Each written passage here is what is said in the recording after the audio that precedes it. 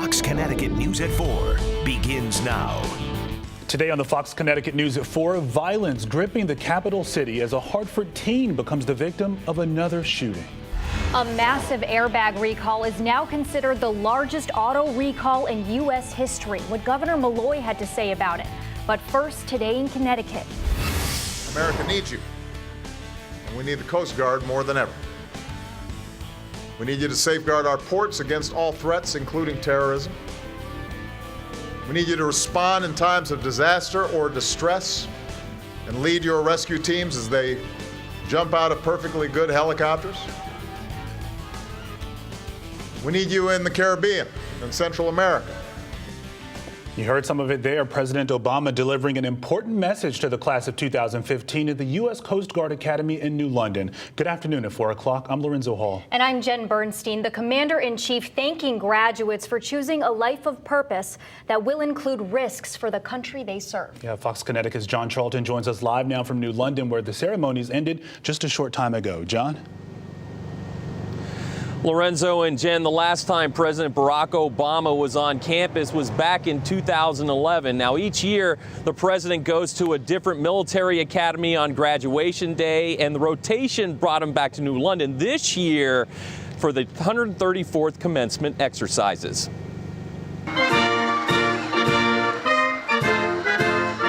A second term, a second visit from the leader of the free world. But first, the distinguished graduate of the class of 2015, who took his speech to the top of the charts. A cover of a recent Bruno Mars hit. Commencement day, and we're in the spot? Don't believe me? Just watch. Entertained on a breezy spring day with a beautiful backdrop of the Thames River, 217 Coast Guard cadets then looked on in seated formation as President Barack Obama, Class of 2015, ahoy! gave the commencement address. Wherever I am across the country or around the world, including Afghanistan, nowhere near an ocean, the most determined cheer from the crowd comes from our proud Coast Guardsmen, because usually there might only be one or two of them. A special speech on a special day at the Academy. It's actually been a special year, the 100th anniversary of the United States Coast Guard as we know it. Then there was one person in town who asked, did Obama name drop New London? So let me do it again. It is a great honor to be back in New London at the United States Coast Guard Academy to salute the newest ensigns of America's oldest continuous maritime service. President Obama acknowledged the cadets for 4 years of hard work in the classroom and thanked them in advance for their service to country. America needs you, and we need the Coast Guard more than ever. The graduates with a commission as ensigns will be carrying out the Coast Guard's mission, protecting America's maritime interests in the heartland, in the ports, at sea, and worldwide. These men and women are also expected to live the motto, Semper Paratus, always ready. And the president said readiness for this generation includes defending against terrorism, intercepting drugs from South America, responding to epidemics like Ebola in West Africa.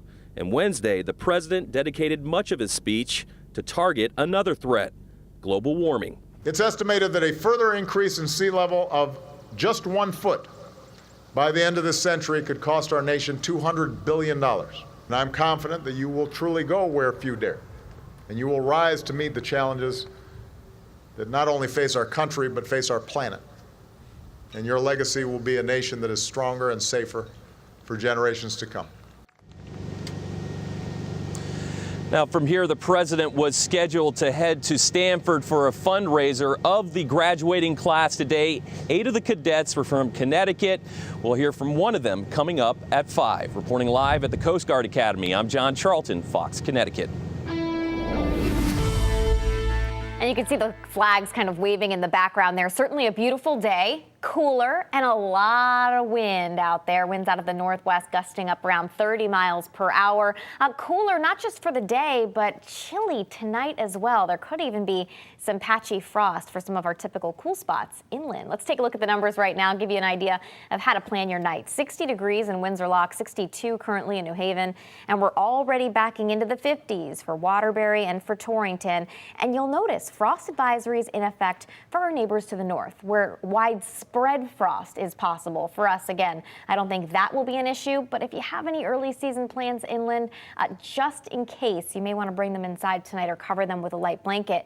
It's breezy to start off the evening, temperatures in the 50s. By tomorrow morning, upper 30s and lower 40s for most locations. Cool start to the day, a little bit of a milder finish. We'll take a look at that and, of course, your Memorial Day weekend in just a bit, guys. Okay, we'll see you in a bit. Thank you, Rachel. Right now at 4, gunfire in Hartford takes the life of a 17-year-old. Yeah, now community leaders are trying to make sense of another young life cut short in the city's north end. And Fox Connecticut's Louisa Moeller is following the story and joins us live now from police headquarters. Louisa? Well, Lorenzo, Jen, police say this appears to be the targeted murder of a young man. And worse, this is the 3rd homicide this week. That has the community and community activists scared. They're saying, please no, not another violent summer in Hartford. Lights, sirens, and caution tape on Hartford's Irving Street last night, a sight that's become all too common in the capital city. This scene marked Hartford's 3rd homicide of the week. One homicide in a week is alarming to us.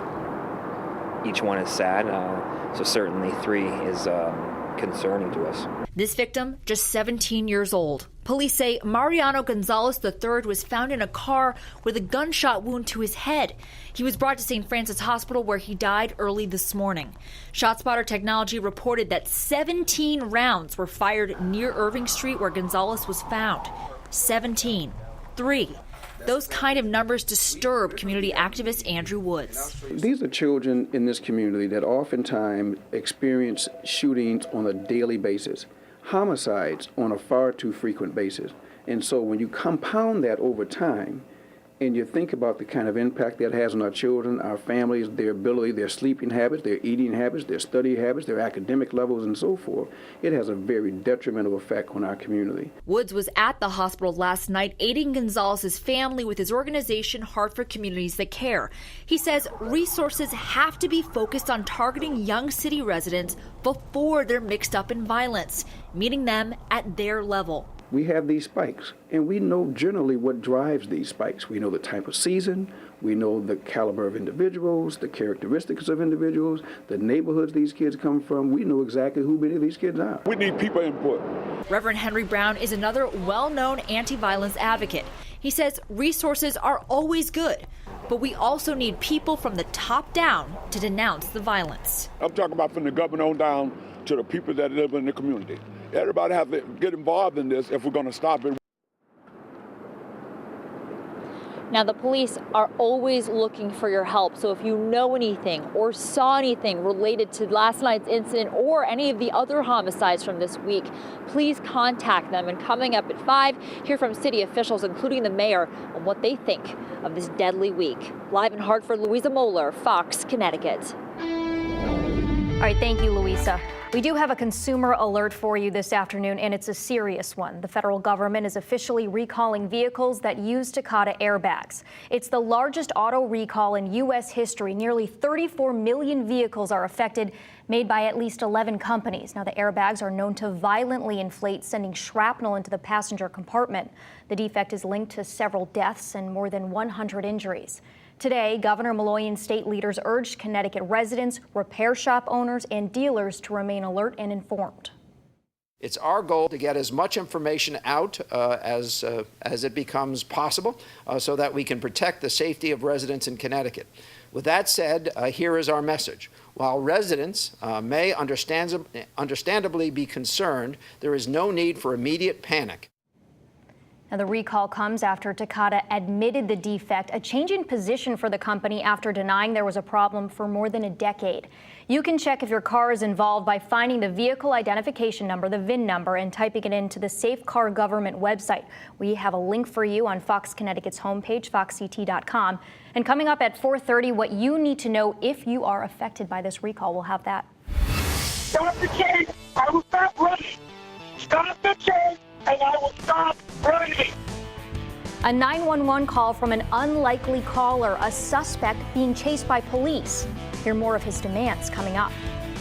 I'm Matt Scott at Lighthouse Point Beach. We are days away from this beach being filled up by people for the Memorial Day holiday, the unofficial start to summer, which means, are you up to date with the latest rules about sunscreen. Do you know what you need to slather on as the temperatures get warmer? We've got the answers and the latest. It's all coming up on a Fox Connecticut News.